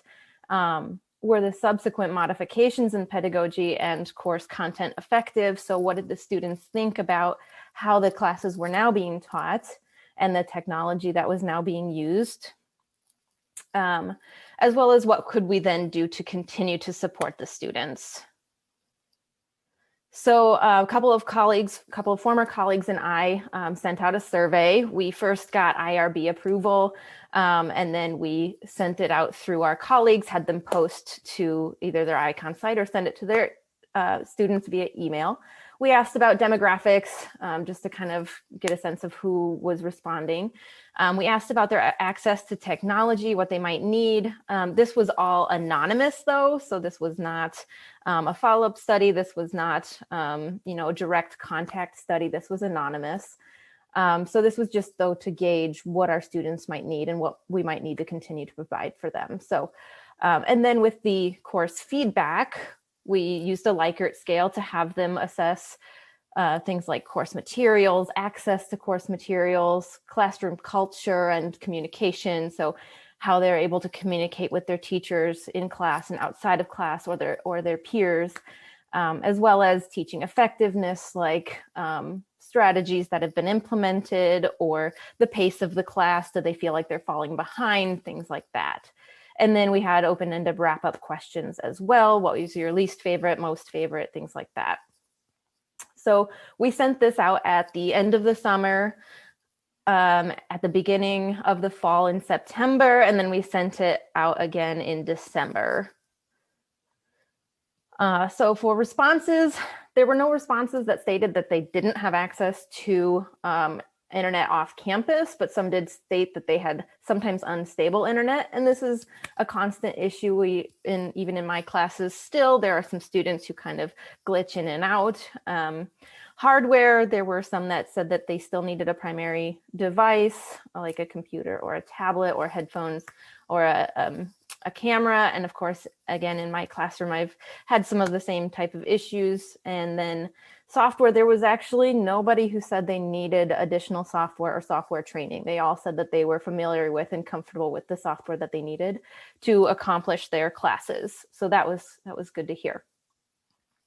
Course feedback. In the summer, all of them were completely satisfied or satisfied with all of the course aspects that were asked about. And in the fall, almost all were as well. There were a few that put neutral for a few things like access to materials, communication outside of the class, and the sense of community that of course is difficult to build via Zoom, and then the homework load as well. There was one outlier who chose completely dissatisfied for everything. But they also had commented on mostly about not liking their teacher and the course. They didn't feel they needed the course at all. So, and they commented previously about liking making friends, but then all of the aspects, all of the course feedback access all of the course feedback aspects, they responded with completely dissatisfied with all of them that related to friends. So, I'm not sure about that one, but some of the open-ended comments that we received, they were generally, again, positive. They liked not having to commute to their classes. They liked meeting friends, and the teachers, one even put they liked everything. Least liked technology issues. That was one person. Class time was too early. And then textbooks were difficult to get. I have an instance in my class, or more than one instance, where textbook was difficult to get for students who were not in the country. Homework load, and then one person again wrote nothing that they liked the least. So some of the things that they said that they could use more of is more practice, more exercises, more oral language practice, such as again the Conversation Center and Speaking Center, and more resources about academic success and culture shock in the United States. So for those who are in country. So some of the general implications about this, again, generally they were satisfied, which is really good. So we can take a look at what the teachers are doing to make these successful classes, and then also take a look at some of the feedback that we got and continue to improve upon some of these things. Students seem to enjoy being able to learn from anywhere. So thinking about in the future, are they going to prefer to choose online education for language learning, especially considering some of the other barriers that they might be facing currently and into the future? How can we continue to foster intercultural competency and language development in, going forward? And then are the changes made this year sufficient and sustainable? As was kind of mentioned before, yes, we can do them for a short term. Are they sustainable in the long term if we're going to continue with online learning? And most importantly, though, I think we need to continuously follow up with our students, how they're doing, how they have, if they have access to the resources that they need, keeping up in class, things like that on an individual level as teachers. And then also the curriculum implementation strategies and technology, thinking about student access, the efficacy of these things, as well as then considering innovations. So that's about my time. So thank you, everyone. All right. So hello, my name is Sue Almain Whitaker. I am also from the University of Iowa, and I teach in the English as a Second Language program as well. And today I want to talk about some of the practical ways that teachers can maintain high levels of engagement for their virtual classes. So coming from a language background in teaching languages, I know that language classrooms by their nature require students to be pretty highly communicative. And this doesn't mean that other classrooms aren't. They certainly can be. But many of the things that I'm going to talk about can be used kind of regardless of whether you're in more of a lecture or discussion section classroom or a language classroom. But I'm just coming at it from the language side of things. So those of us who are language teachers know that one of the hallmarks of the language classroom is that it's rarely passive. right? We have a lot of engagement. We need to maintain student motivation. We have them interact, and those are the ways that we can kind of create and see the language progress amongst the student population.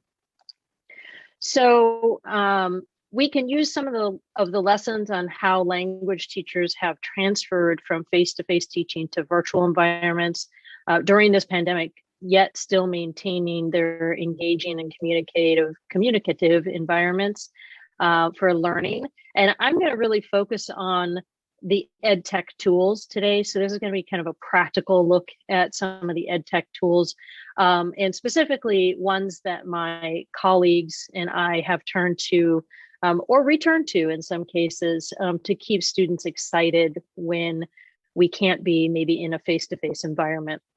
So at the end of last semester, I surveyed my ESL colleagues to find out which tools maybe they had started using or kind of used in a different way since last March. And I have a very limited amount of time and I have a lot of things to talk about. So I'm going to speak much faster than I normally do when I'm teaching. And the first thing I'm going to talk about are things for synchronous engagement, but a lot of these can actually work in asynchronous environments as well. So I'm going to start with our course management system and Office 365, which the university supports both. So the course management system, for those of you who may not be from University of Iowa, is Canvas. And then, as I mentioned, we have Office 365 as supported for all faculty, staff, and students.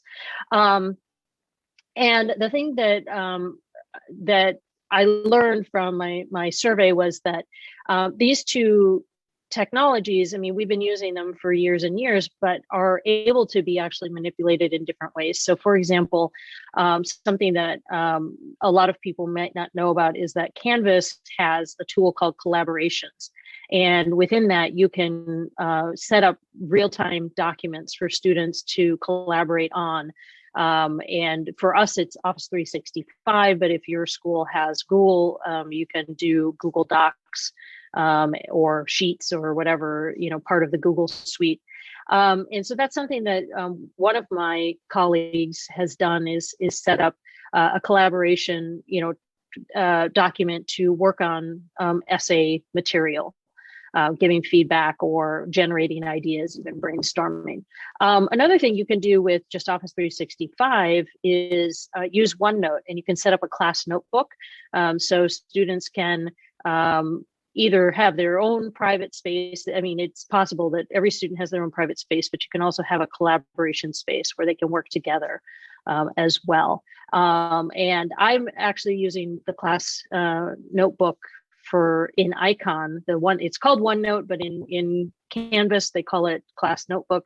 And I use it to give feedback to my students who are taking a presentations course. So they'll do their presentation and then do a self-evaluation, and I can then write on that same document that they've submitted.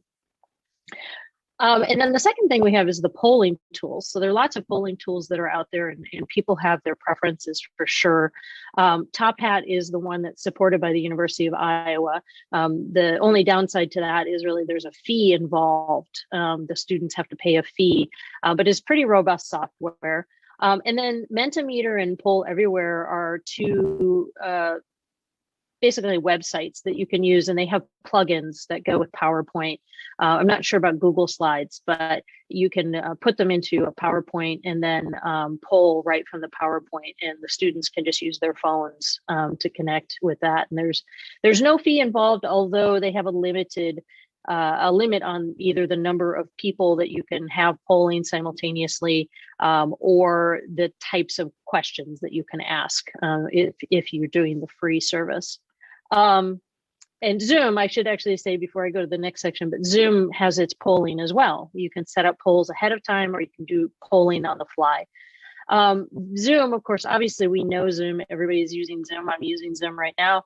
But the great thing about Zoom is that it has a lot of flexibility. There's, audio and video capabilities. You can stream audio or video. It has the whiteboard and annotation tools. You can have students screen share. using the chat, emojis, the breakout rooms. And obviously, a lot of my colleagues are using it also for office hours. So you can get kind of that face-to-face experience. And then Nearpod is something that I actually ran across taking a Chinese class last spring when we suddenly went after spring break to all online.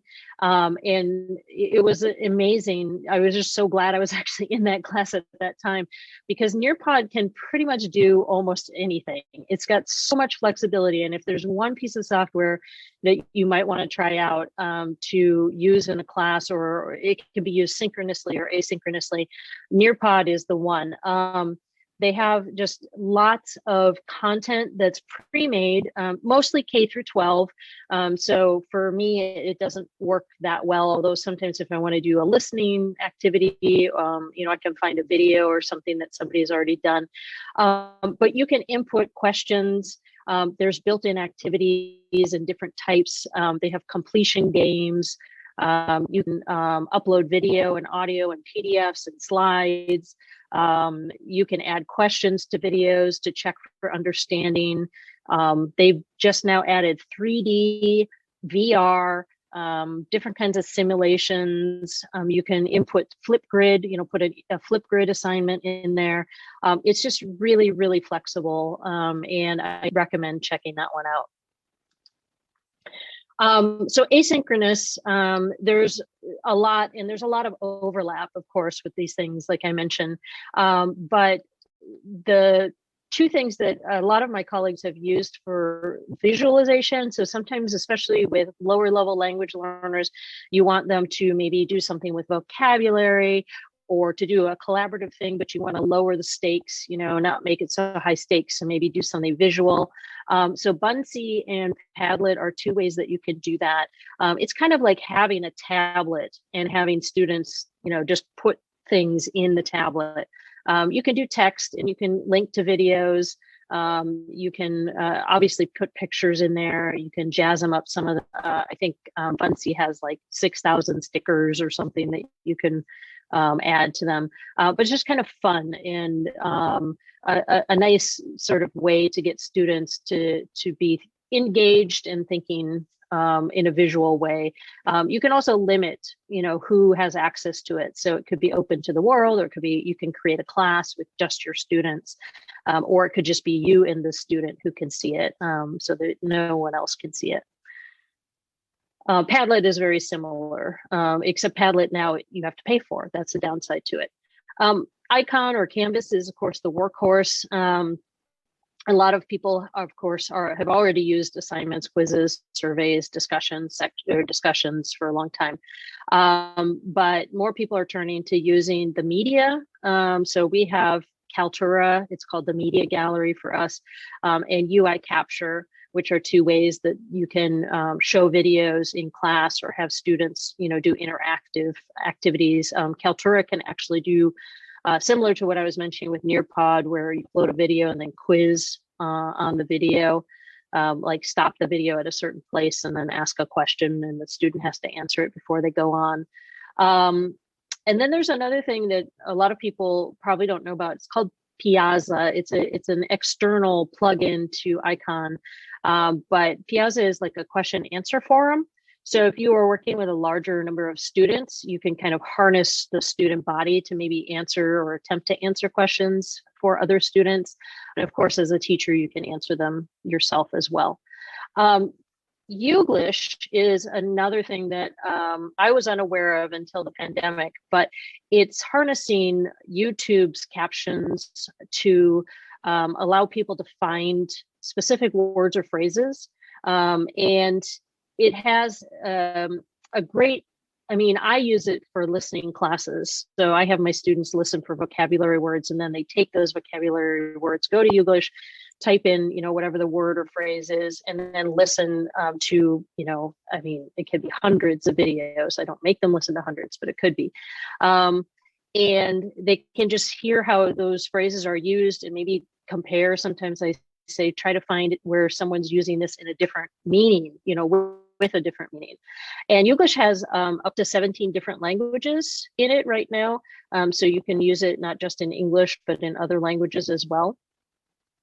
And then, of course, we have Quizlet and Edpuzzle, but Quizlet is basically flashcards. You can find your own or make your own, or you can, my Chinese TA had a set that we could all share together.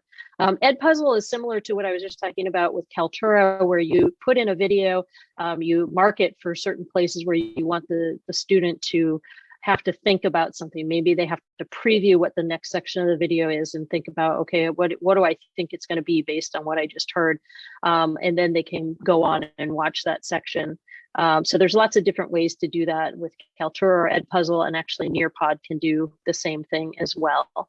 And then, I found myself, I've always been into creating audio and video for my classes, but I think I found myself doing it more now during the pandemic. And so a really good audio or video tool, just both for myself or for students, is Audacity. It's free. It has a lot of functionality. Like you can normalize the audio, so that means the sound's not going to be super loud in one place and not loud in another. You can remove, sounds if need to. And so I like to use Audacity a lot. Screen capture is a big thing. Of course, you can do it in Zoom pretty easily. For us, Panopto, which is also UI capture, allows us to do that at the University of Iowa. We have the service for that. Free is Screencast-O-Matic, although there, of course, are some limits on how much you can do with that. And there's a watermark on it unless you pay for it. And then Camtasia is a paid for program that does cost a bit, but it allows you a lot more flexibility to edit slides and add the content on top of, a video. For playback and interaction, I've already mentioned Panopto and Kaltura, so I'll kind of skip over those. Flipgrid is a great tool for getting students to do just short recordings. It can go up to 10 minutes, but you can set it for like 30 seconds or a minute. And it's got some fun stickers to make it a little more lively. And Go React is another tool that is very useful for students to self-evaluate recordings of themselves. So they could, do a classroom presentation and then analyze how they did on that presentation using customized markers that you create. So I have them do it sometimes for like a speaking class. Maybe they're checking their grammar, or they're listening for a pronunciation feature that they may have difficulty with. And then, of course, there are games. Now, I've already talked about a lot of technologies that can be used for games, but a couple that are pretty popular are Kahoot and Gimkit. Kahoot and Gimkit, actually, they overlap a lot. Gimkit kind of builds itself as a combination between Quizlet and Kahoot, but they're kind of fast, they're fun. They have options for students to do them asynchronously, although I love doing them synchronously because it's fun to kind of get the kids involved in what you're doing and thinking quickly. It's also can be very low stakes, although they do have competitions with points, how fast you answer and the correctness of the answer. I think, though, you just have to be creative, because I had a colleague who used Office 365's Word to play Jeopardy with. They did it synchronously, so everybody was logged into the same Word document, and they did the questions as a viewable thing as well as auditory, and then answered the questions as they came up on the screen. So I think that's kind of my main point, is that a lot of technologies out there, and they can be repurposed for fun and quick virtual classroom activities. They don't have to be synchronous, they can be asynchronous, and you just need to think outside the box. And that's all I have. Thank you so much, Sue. And I want to invite Pam and Jamie back on the screen. We have some questions that have been sent to you all. The first question is to Pam, but then there's a related question to all. So I'll first ask Pam. We had an attendee that asked if you could give some examples of how you applied innovation into your curriculum. Well, I can definitely give you some examples. So one, I'll start with the seal of biliteracy. So that's something that some districts have adopted. And I actually have a graduate student, well, he's no longer a graduate student, he's a graduate, Dr. Ruben Vine. And he did his dissertation about a school district that adopted the seal of biliteracy, or that was trying to get students for the seal of biliteracy. And what he found was that because the tests for the seal are all proficiency based, that innovation then trickled into what he coined a term, I think he called it trickle down washback. So test washback is when you teach to the test. And so what he found was that yes, the upper level classes changed to be more proficiency based. They changed some of the instructional practices to focus more on helping students develop language proficiency. But then it trickled down so that even lower level classes, for the students who who didn't know a lot of language at all, the novice lows, novice mids, they also transformed their practices somewhat to become more proficiency oriented. And so that was an innovation that was brought about by sort of like an innovation brought about by an innovation, right? It was the seal of biliteracy in the state. And then, and this actually was not in Iowa, it was in a different state, but then that trickled down, and that became changes in practice, changes in how things are taught. So I think, in the language classroom, I'm sure many of us with experience in the language classroom have transformed our practice have innovated in our practice, right? So a lot of the technologies we just heard about, those are all innovations, right? The conversation partners, those are all examples of innovations. They're changes, they're new ideas, bringing in new ideas. They don't always work. I mean, innovation doesn't necessarily mean that everything's going to be great. I mean, in my experience, sometimes the more I plan for something, the less likely it is to be successful sometimes. So, you might have a great idea, but that's the feasibility component, right? So that's that triangle again. It's the desirability, but also can it actually be carried out? And so I think language teachers were often constantly sort of experimenting to see, and, can I do this innovation? Will this innovation work? Will this work? And sometimes it's brought about by external forces like the seal or like COVID, but sometimes it's something that we just want to try out on our own. So I hope that's given some good examples. Yeah, let me ask you a quick follow-up before I address the innovation question to everyone. So warning. This was about those three components that you just referenced again, the desirability, feasibility, and viability. Do you think one might be more important than the other two in any case?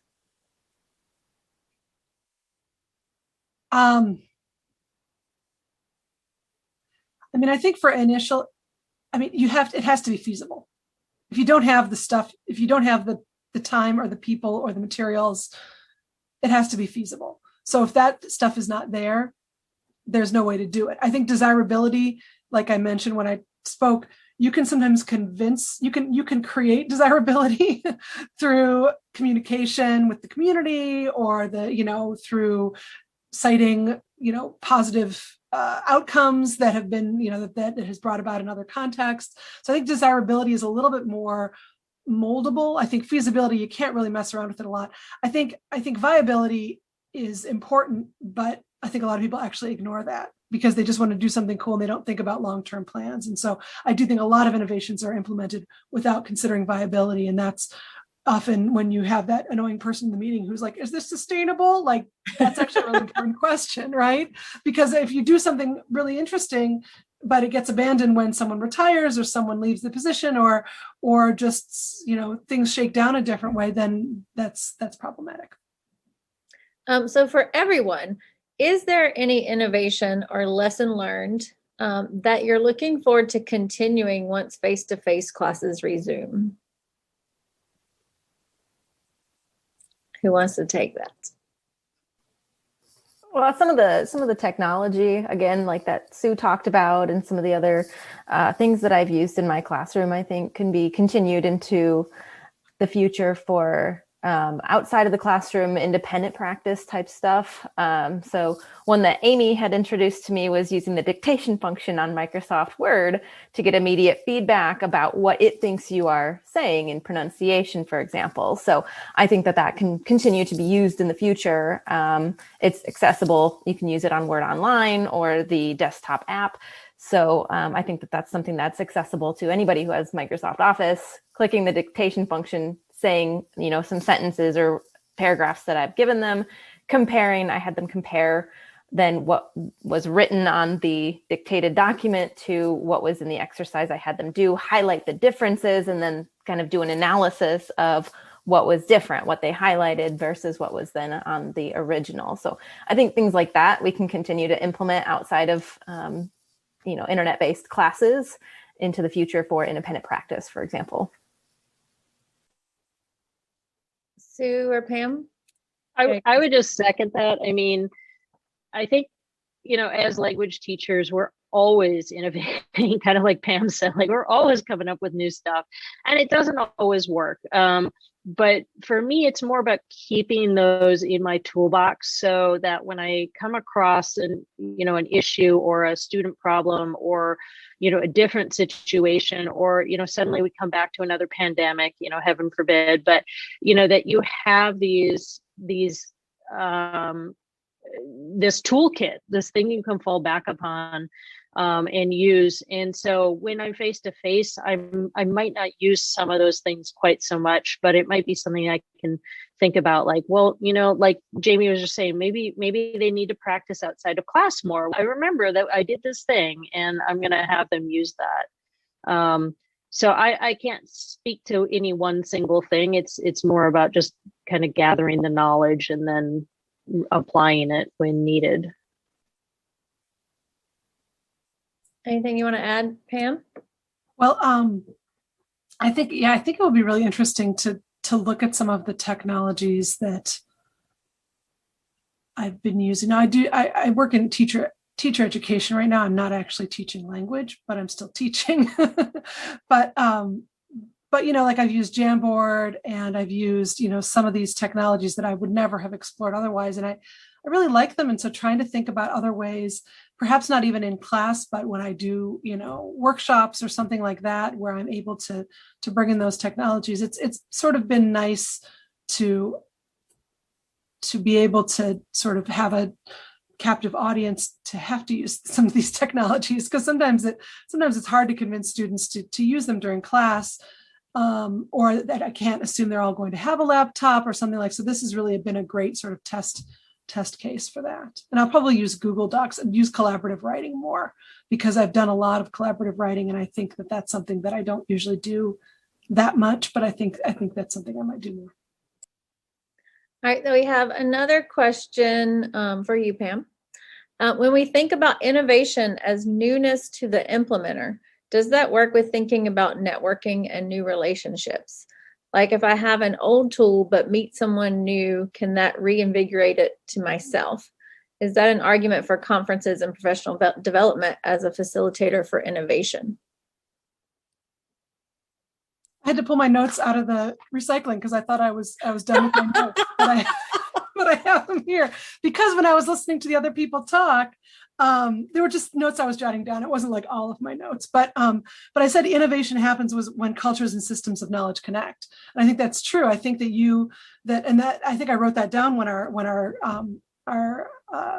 the international partners were talking, because I do think that can be more of a catalyst. I think bringing people together, not just who don't know each other, but people who really are from different systems of knowledge about certain things, who really don't know a lot about the way the other group does things.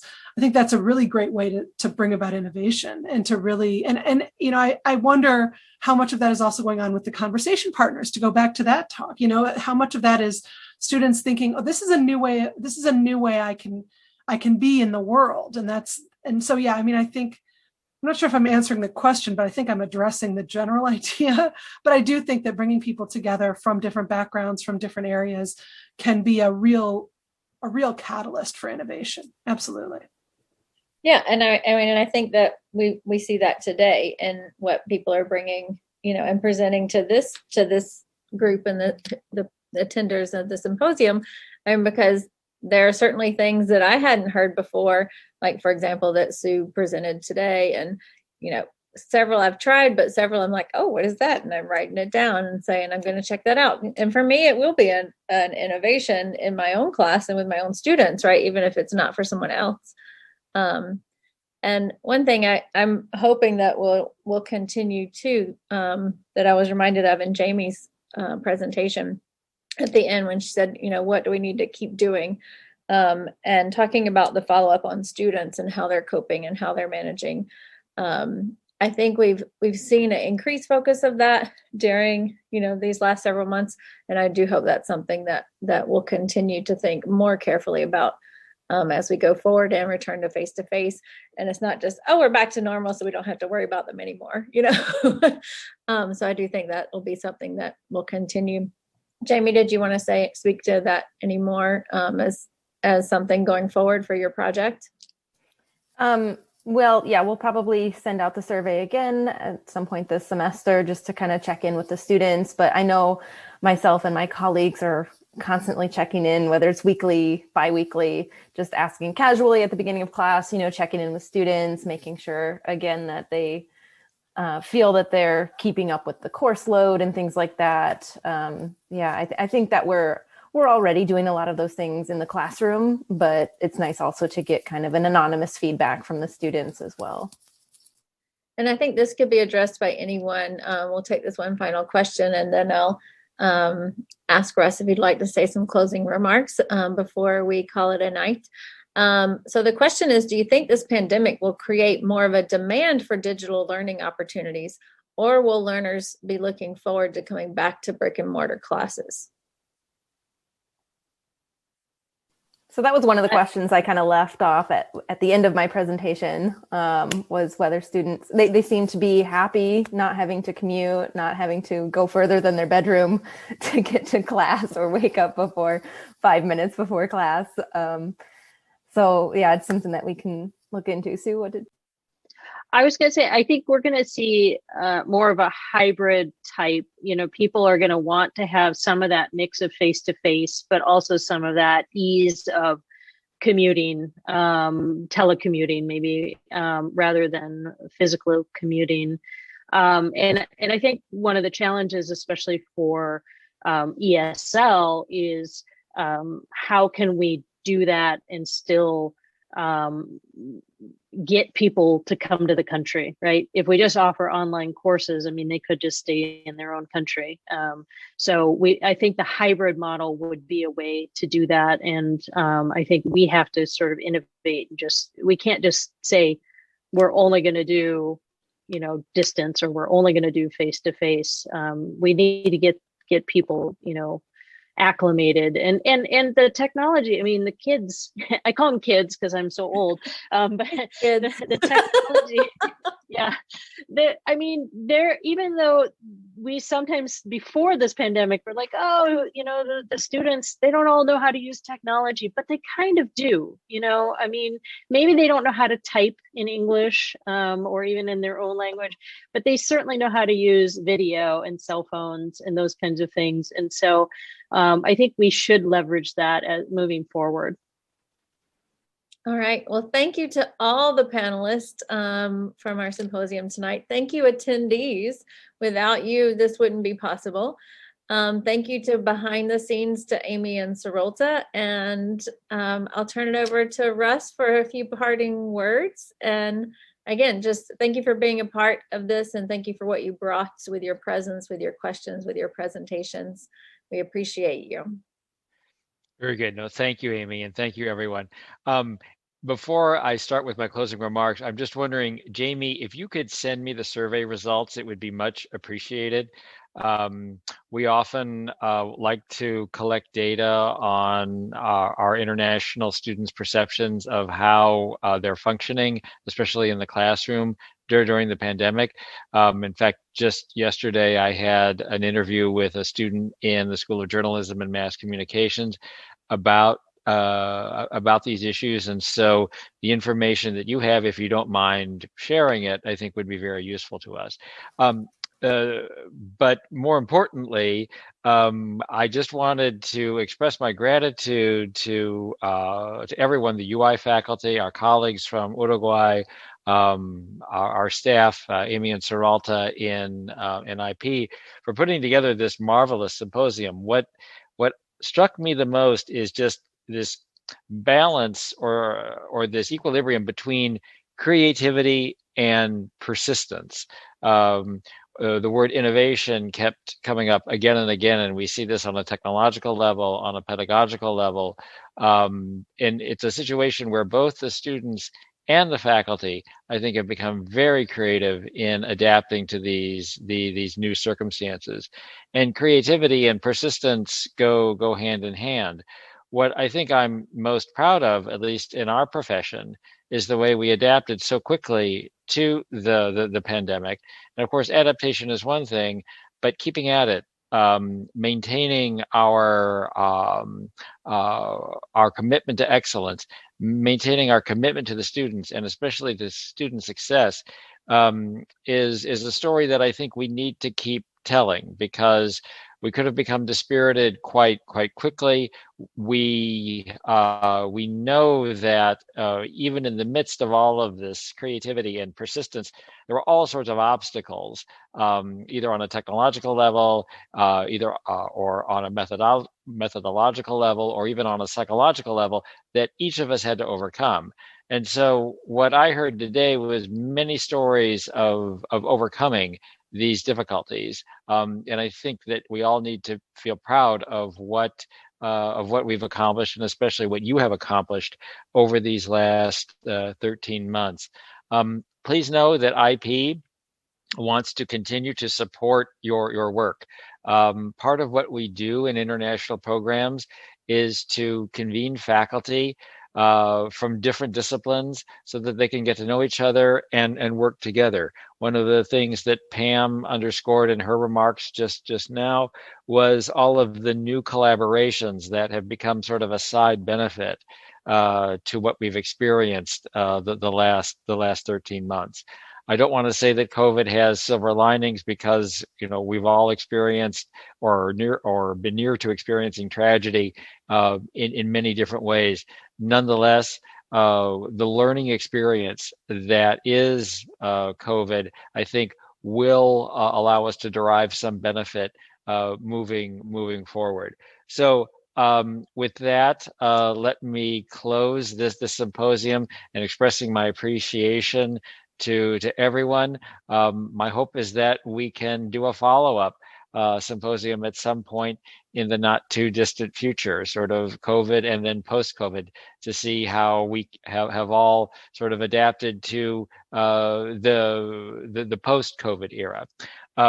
So please let me wish you a wonderful weekend. You've certainly earned it. Thank you for staying with us. Thank you to the participants for your questions and your comments on a Friday afternoon. And please stay tuned to other events that international programs will sponsor in the future. We loved having you, and take care.